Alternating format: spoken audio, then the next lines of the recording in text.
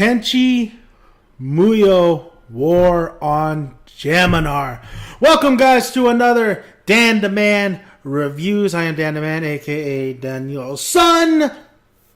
Man, I thought we weren't going to get another Tenchi Muyo series that captured that, same nostalgia, same kind of good time feel, of the original Tenchi Muyo series. We had Tenchi Muyo GXP, Trainwreck. We had the recent Tenchi Muyo, not too bad. And then we had so many spin-offs of Tenchi Muyo, this and that. But the one that comes close is Tenchi Muyo War on Geminar. Now, if you don't know what Tenchi Muyo War on Geminar is, it's about basically Tenchi's cousin, Kenshi Masaki. And he gets pretty much, I don't want to spoil it, but he lands on this kind of planet where there's mecha, there's a women kind of academy type deal going on, and he's trying to find his way back home. He doesn't really he can't remember how he even got there. So he encounters all these characters, and of course they're all women, and they're all attractive women who are attracted to him. Just your simple Tenchi Muyo plot. Oh, that's a bingo. I already used that. Yeah, I did. But yes, I absolutely enjoyed the hell out of this. It's been a while since I've seen this series. I think it's been I want to say about 2 years. So forgive me if I do butcher the names a little bit wrong. A little bit, probably all the way wrong. But I really just enjoyed this series. It was really, really fun. What's crazy about it is that they're not your normal, normal 25-minute episodes. It's only like a 13 episode series, I believe, 13, 12, and they're 45. No, it's not 13 episodes. It's about 6 episodes. I can't remember. Here, I'll look that up right now. I have it on here because I knew I was going to forget the names. It is... No, it's about 13 episodes. I was right. 13 episodes. But what's crazy about these episodes is they're 45 minutes long.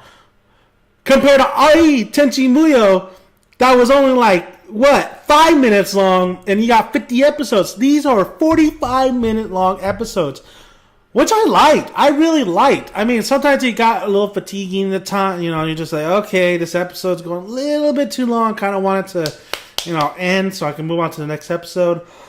Excuse me. But it really, it really just it was really cool.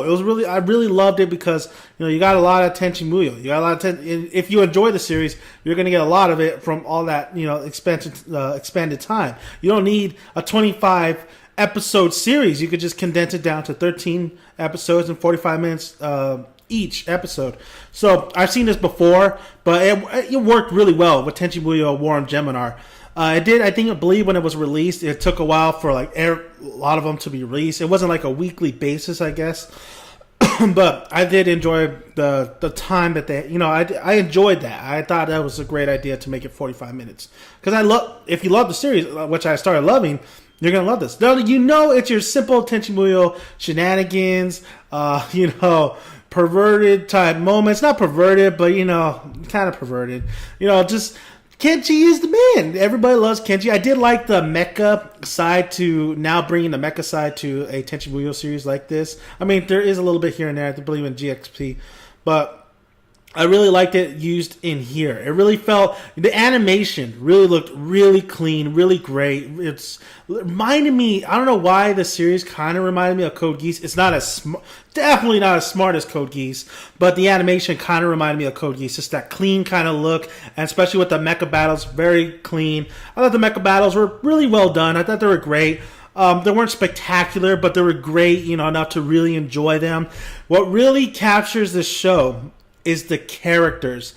I love the characters. I love most of the girls. There's some girls I'm not, too fond of, but I love most of the girls. I love the villain in here.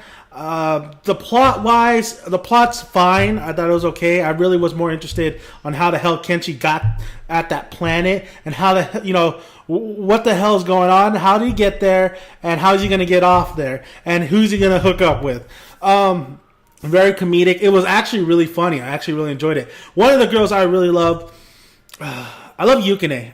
It's always Yukine and Aurora.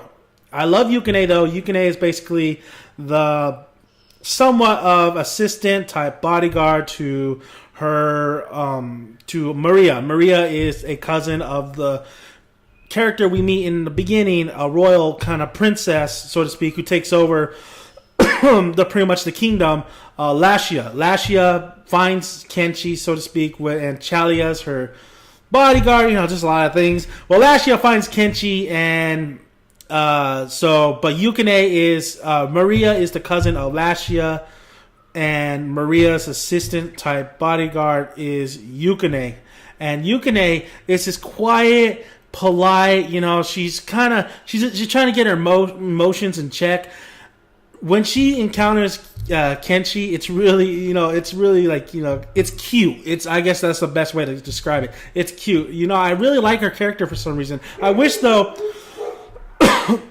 they had a little bit more of give us a little bit more of Yukine's character. I just felt like she was just that cute.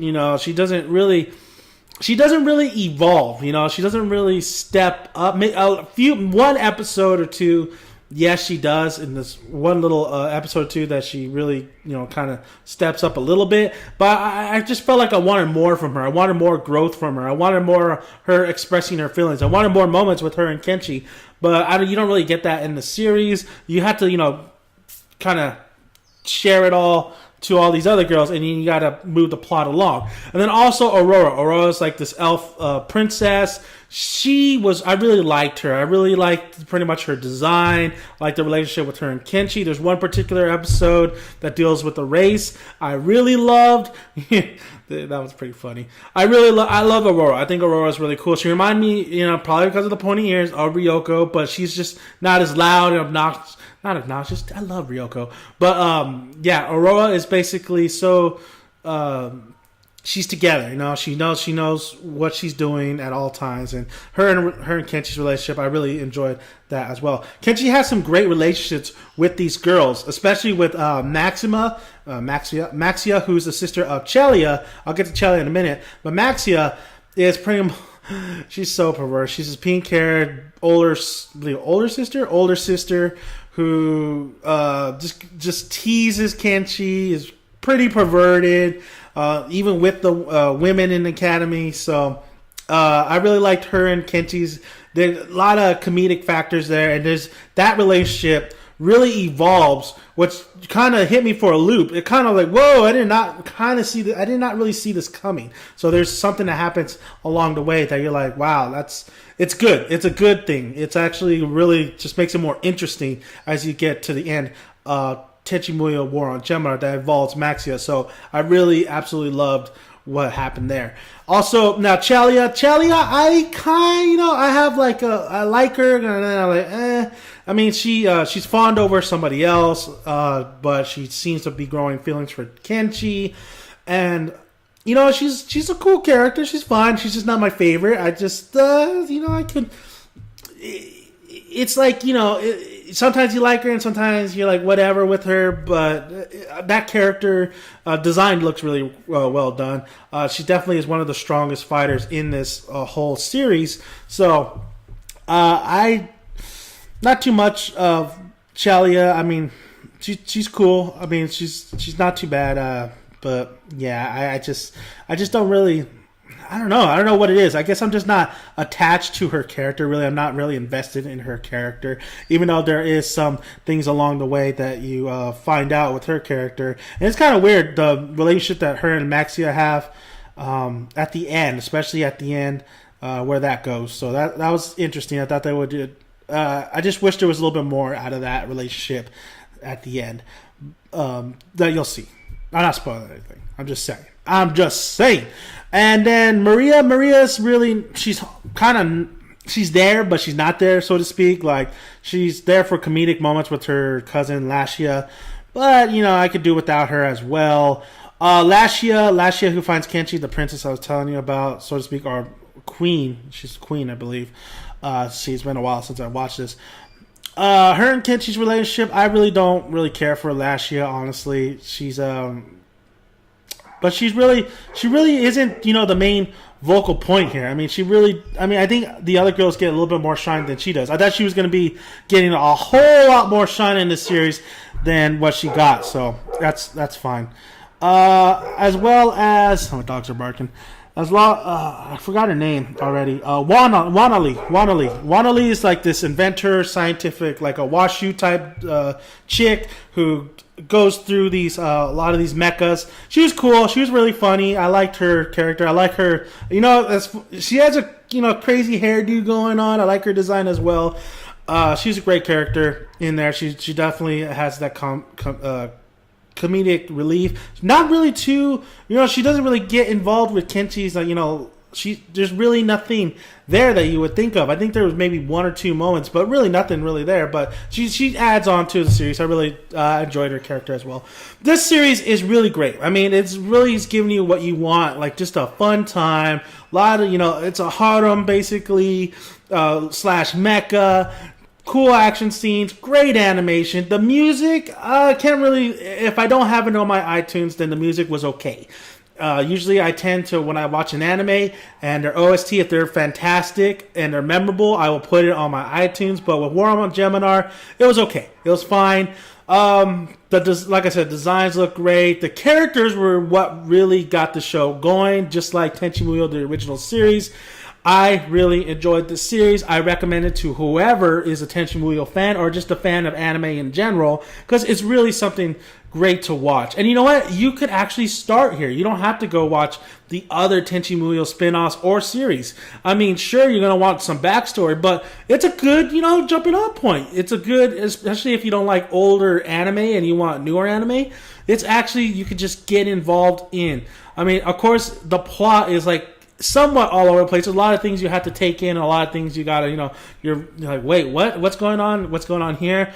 But that's, and especially with Kenchi's backstory, like, wait, where did Kenchi come from? Okay, who is that? What is he? Sister? What sister? So, I mean, yeah, sure, but if you think about it, it is, you don't have to watch those other series to get into this. But I guarantee you, after you watch this series, you're gonna want to watch those series because you're like, what is he talking about? What is he referring of Nissan? Nissan? The car? So recommend Tenchi Muyo War on Geminar. Fantastic, great, fun show. Something you could just really turn your brain off. You don't need, with anime, what's so great about anime is you don't necessarily need, something smart, it's different than movies. It's something that you don't need it to be smart and twists and turns here and there. If you want to have fun, you can go look to anime and have fun, and it could still be great. It just really matters with these characters, and that's exactly what War on Geminar does. And it does have kind of a good plot. It has a good plot, I gotta say. It has something, that's going to get you invested. So, thank you guys for listening. I'm Dandy Man. Subscribe, like, let me know your thoughts on War on Geminar. If you've seen it, if you're going to see it, Tenchi Muyo series of the whole, I recommend this. So, and thank you for listening. All right, guys, I'm out.